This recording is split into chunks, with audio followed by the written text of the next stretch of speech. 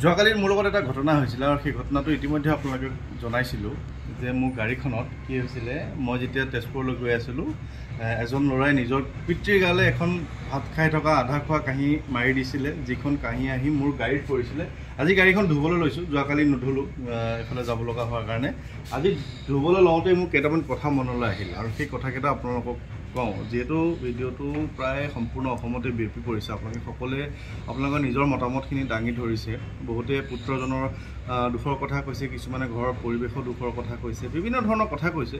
তাৰ মাজে মই কেইটামান কথা কওঁ। যিহেতু মোৰ ভিডিঅ' আচলতে বনোৱা টপিকবোৰ এনেকুৱা নহয়, আপোনালোকে জানে যে মই কেৱল ভগৱানৰ মহত্বৰ কথাখিনি কৈ থাকোঁ। আৰু মোৰ লগত এই যিটো ঘটনা হ'ল, সেই ঘটনাটোৰ লগতে যে ভগৱানৰ সহায়ৰ কাৰণে যে আমি 3জন মানুহ বাচিলোঁ, সেই কথাটো আপোনালোকক মই জনাবলৈ বিচাৰিম। কেনেধৰণে, এতিয়া আহক মই কথাটো বুজাই দিওঁ। এতিয়া কথাটো এনেকুৱা ধৰণৰ, ধৰি লওক কাঁহীখন ওপৰৰ পৰা মাৰি দিছে, মাৰি দিওঁতে ইয়াতে পৰিছে কাঁহীখন। এয়া মোৰ ইয়াতে দাগ হৈ গৈছে, আপোনালোকক যদি দেখাওঁ এয়া দাগ হৈ গৈছে। এইখিনি দালিৰ চিন এতিয়াও আছে। মই আপোনালোকক এতিয়া ভালকৈ দেখাম যে গোটেই গাড়ীখনতে মোৰ এই দালিৰ কিবাকিবি দাগ আছে, গোটেই মানে ওপৰৰ পৰা যিহেতু আহিছে। এতিয়া মই কেনেধৰণে বাচিলোঁ আপুনি চাওক যে গাড়ীৰ চেকাটো যদি আৰু এপাক ঘূৰিলেহেঁতেন, গাড়ীখন আৰু অলপ আগলৈ আহিলহেঁতেন, তেতিয়া গাড়ী চেকাটো এপাক ঘূৰাৰ লগে লগে কাঁহীখন পৰিলহেঁতেন মোৰ ইয়াত। কাঁহীখন যেতিয়া মোৰ ইয়াত পৰিলহেঁতেন, তেতিয়া মোৰ গ্লাছখন ভাঙিলহেঁতেন। সেইটো নহ'ল, তাৰমানে মোৰ গাড়ীখন বাচিল, মানে মোৰ এটা লোকচানৰ পৰা মই বাচিলোঁ। 1 নম্বৰ কথা। 2 নম্বৰ কথাটো হ'ল যে ধৰি লওক মোৰ গাড়ীখন সেইখিনি সময়ত নাহিলহেঁতেন, তাতকৈ আৰু 5-6 ছেকেণ্ডমান পিছত আহিলহেঁতেন ধৰি লওক, বা মোৰ 5-6 ছেকেণ্ড আগত গাড়ীখন মোৰ পাৰ হৈ গ'লহেঁতেন। তেতিয়া কি হ'লহেঁতেন, তেতিয়া গাড়ীখন হয় মোৰ আগত পাৰ হৈ গ'লহেঁতেন, নহয় মোৰ আহিবলৈ বাকী থাকিলহেঁতেন। তলত মানুহজন আছিলে, কাঁহীখন গৈ ডাইৰেক্ট মানুহজনৰ মূৰত পৰিলহেঁতেন, বৃদ্ধ পিতৃজনৰ। আৰু বৃদ্ধ পিতৃজনৰ যেতিয়া গাত মূৰত বা কাঁহীখন পৰিব ওপৰৰ পৰা, তেতিয়া মানুহজনৰ হয়তো মূৰটো ফালিলহেঁতেন। তাৰপিছত মানুহজনৰ অৱস্থা হয়তো আজিও হস্পিটেলত তেওঁ থাকিব লগা হ'লহেঁতেন। 2 নম্বৰত তেওঁ বাচিলে। 3 নম্বৰত বাছিল সেই মানুহজন, যিজন মানুহে কাঁহীখন দলিয়াই দিছিলে। আৰু সেই মানুহজন কেনেধৰণে বাছিল সেই কথাটো মই আপোনালোকক কওঁ। সেই মানুহজন বাছিল মোৰ কাৰণে।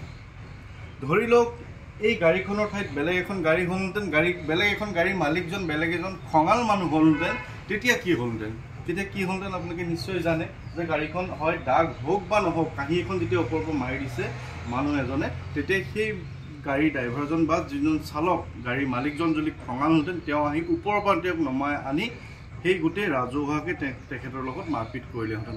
এতিয়া সেই কথাটোৰ লগত এইকাৰণেই কৈছোঁ যে 3জন মানুহ বাচিলোঁ, মই বাচিলোঁ, মোৰ গাড়ীখনৰ একো ক্ষতি নহ'ল। 2 নম্বৰত সেই বৃদ্ধ পিতৃজনৰ একো নহ'ল। 3 নম্বৰত সেই মানুহজনৰ একো নহ'ল। এইটো 3 নম্বৰ ঘটনা। তাৰপিছত চাওক কেনেধৰণে ভগৱানে আমাক আচলতে সহায় কৰে, সেই বিষয়টো মই আপোনালোকক দেখাওঁ। যে মোৰ গাড়ীখনত যে মই যে সদায় কৈ থাকোঁ, হনুমান চালিচা কথা কৈ থাকোঁ, নাৰায়ণ কৱচৰ কথা কৈ থাকোঁ, ইয়াতে মই আপোনালোকক দেখাম যে মোৰ গাড়ীখনত আচলতে কি আছে। এতিয়া চাওক এনেকৈ ধৰণে ভগৱানে সহায় কৰে। এখন যেতিয়া খুলি দিয়াৰ লগে লগে ইয়াতে মই চাওক, এখন মোৰ গাড়ী, এইখন বুলিয়ে নহয়, মোৰ আগৰ গাড়ীখন থাকোঁতেও এইখন নাৰায়ণ কৱচেই মই গাড়ীখনত ৰাখি থৈছিলোঁ। আৰু লগতে মোৰ লগত আছে হনুমান চালিচা। আৰু সেইকাৰণে মই ঈশ্বৰৰ মহিমাৰ কথা কৈ থাকোঁ যে কেনেধৰণে ভগৱানে কোন সময়ত আহি আপোনাক কোন ফালৰ পৰা অদৃশ্য এক শক্তিয়ে যে ৰক্ষা কৰিব আপুনি গম নাপাব। এতিয়া কালি সেই মানুহজন মূলতঃ সেই বৃদ্ধ পিতৃজন বাচিব লগা আছিল। তেখেতৰ দিন ভাল আছিল যে মই সেইখিনি সময়ত গ'লোঁ, আৰু মোৰ দিন ভাল আছিল যে গ্লাছখনত নপৰিল। গ্লাছখনত পৰা হেঁতেন সেইজন মদ খোৱা মানুহৰ পৰা আৰু মই কি পইচা ল'ম বা কেনেকুৱা ধৰণৰ কৰিম, মোৰ তেনেকুৱা মানসিকতা নায়েই। মই মানে বিভিন্ন ধৰণৰ ঘটনা হৈছে মোৰ লগত এনেকুৱা ধৰণৰ, কিন্তু মই নিজৰ লোকচান কৰি হ'লেও মই কোনো মানুহৰ লগত কাজিয়া পেচাল কাজিয়া নকৰোঁৱেই। গতিকে মই আহিব লগা আছিলে সেইখিনি সময়ত, আৰু মোৰ গ্লাছখন গাড়ীখন বাচিব লগা আছিল। সেইকাৰণে কৈছোঁ যে এইখন হয়তো নাৰায়ণ কৱচ বা হনুমান চালিচাই কালি মোৰ গাড়ীখনক কৱচ দি আছিলে বা ৰক্ষা কৰি আছিলে, মোক ৰক্ষা কৰি আছিলে। আৰু মোৰ জৰিয়তে সেই মানুহজন ৰক্ষা পৰিল। আৰু লগতে সেই যিজন মানে সকলোৱে কৈছে যে কুলাংগাৰ পুত্ৰ, মই সেনেধৰণৰ ভাষা ব্যৱহাৰ নকৰোঁ আচলতে। যিয়ে নহওক তেওঁলোকৰ লগত মাজত কাজিয়া লাগিছে কিবা যি হওক যি নাই কিন্তু এনেকুৱা ধৰণৰ আচলতে পিতৃৰ লগত আচৰণ কৰিব নালাগে কোনো কাৰণে কোনো ল'ৰা ছোৱালীয়ে পিতৃ মাতৃ গালে বস্তু দলিয়াই দিয়া কিবা দিয়া সেইবিলাক হ'বই নালাগে আচলতে এইবিলাক সমাজৰ কাৰণে একদম বেয়া বিশৃংখল এটা পৰিৱেশ গতিকে এই ভিডিঅ'টোৰ দ্বাৰা সেই মানুহজনে কিন্তু শিক্ষা এটা পালে যে ভৱিষ্যতে তেনেধৰণৰ কাম নকৰোঁ মই গ'লোঁ মোৰ ঠাইত যদি বেলেগ মানুহ এজন হ'লহেঁতেন তেখেতৰ কিন্তু অৱস্থা বেয়া কৰিলেহেঁতেন গতিকে তেনেকুৱা ধৰণৰ কথাবিলাকেই ভগৱানক বিশ্বাস ৰাখক আপোনাক কোনোবা নহয় কোনোবা ক্ষেত্ৰত কোন সময়ত আহি তেওঁ ৰক্ষা কৰে আপুনি ধৰিবই নোৱাৰিব আৰু আপোনালোকৰ পৰাপক্ষত নিজৰ গাড়ীত বাহনখনত নাৰায়ণ কবচ আৰু লগতে হনুমান চালিচাখন ৰক্ষা কৰক আৰু মই মানুহজনৰ ভিডিঅ'টো যদি মই ভাইৰেল কৰিলোহেঁতেন সেই ভিডিঅ'টো মোৰ তাত আছে মানুহজনে ক্ষমা খোজা হওক বা যিয়েই নহওক ধৰি লওক মই ভিডিঅ'টো ভাইৰেল কৰিলোহেঁতেন তেতিয়া কি হ'লহেঁতেন তেতিয়া হ'লহেঁতেন কি যে মানুহজনে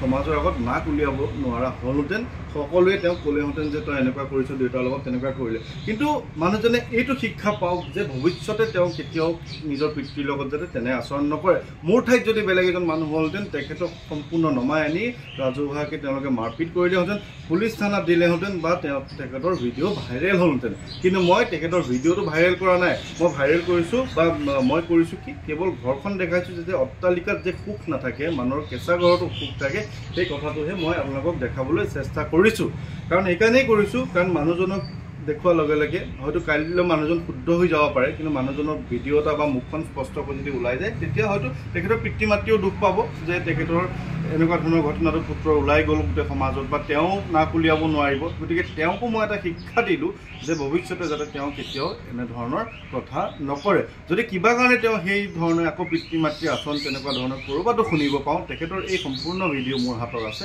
তেতিয়া কিন্তু তেখেতক সেই ধৰণে ভাইৰেল কৰা হ'ব গতিকে মই একেবাৰে ঠাণ্ডা মগজৰ মানুহ একেবাৰে ঠাণ্ডা হৈ থাকোঁ যিমান পৰিস্থিতি বেয়া হ'লেও মোৰ মানে মনত তেনেকুৱা ধৰণৰ খং নুঠে সেইকাৰণে মই কৈছোঁ যে আজি গাড়ীখন ধুব ওলাইছোঁ কাইলৈ যাবলৈ ওলাইছোঁ গোলাঘাট কিন্তু মানে তেনেকুৱা ধৰণৰ সমাজত ঘটনা হ'ব নালাগে বিপদ কাৰ কেতিয়া আহে কোনেও ক'ব নোৱাৰে কাইলৈ মোৰ লগত কি হয় গাড়ীখনৰ লগত কি হয় সেইটোও মই ক'ব নোৱাৰোঁ তথাপিও এটা কথা বিশ্বাস কৰোঁ যে ভগৱানে আমাক বচাই থাকে আমাক ৰক্ষা কৰে নাৰায়ণ কবচে হওক বা হনুমান চালিচাই হওক বা যিয়েই নহওক ভগৱানে আমাক ৰক্ষা কৰি থাকে সেই ভিডিঅ'টো আপোনালোকক এইকাৰণে দেখাব লৈছোঁ যে গাড়ীখন যদি মোৰ আৰু এপাক চেকাটো ঘূৰিলহেঁতেন মোৰ গ্লাছখন ভাগে যদি মই সেই সময়ত নাহিলোহেঁতেন মানুহজনৰ মূৰটো ভালে আৰু মোৰ ঠাইত যদি বেলেগ এজন মানুহ হ'লহেঁতেন মানুহজন ভাইৰেল হ'ল মানুহজনে মাৰপিট খালেহেঁতেন গতিকে তিনিওজন মানুহ বাচিছোঁ মানে এইটোৱে ভাল হ'ল তেওঁ যদি ভিডিঅ'টো চাই থাকে ভাবক যে তেওঁ ৰক্ষা পৰিল আৰু তেওঁ যাতে কেতিয়াও নিজৰ পিতৃ মাতৃৰ লগত তেনেকুৱা ধৰণৰ আচৰণ নকৰে গতিকে এই বাৰ্তাটো দিলোঁ অহাকালিলৈ গৈ আছোঁ গোলাঘাট বাকী সন্ধিয়া যিটো মই গোলাঘাটৰ ভিডিঅ'টো বনাম বিষয়ে আপোনালোকক মানে সেই বিষয়ে জনাম কেনেধৰণে লগ পাম কি কৰিম কিন্তু এই কথাটো জনোৱাটো জৰুৰী আছিল গতিকে এনেধৰণে জনালোঁ এতিয়া গাড়ীখন ধুওঁ ধন্যবাদ ভালে থাকিব বাই বাই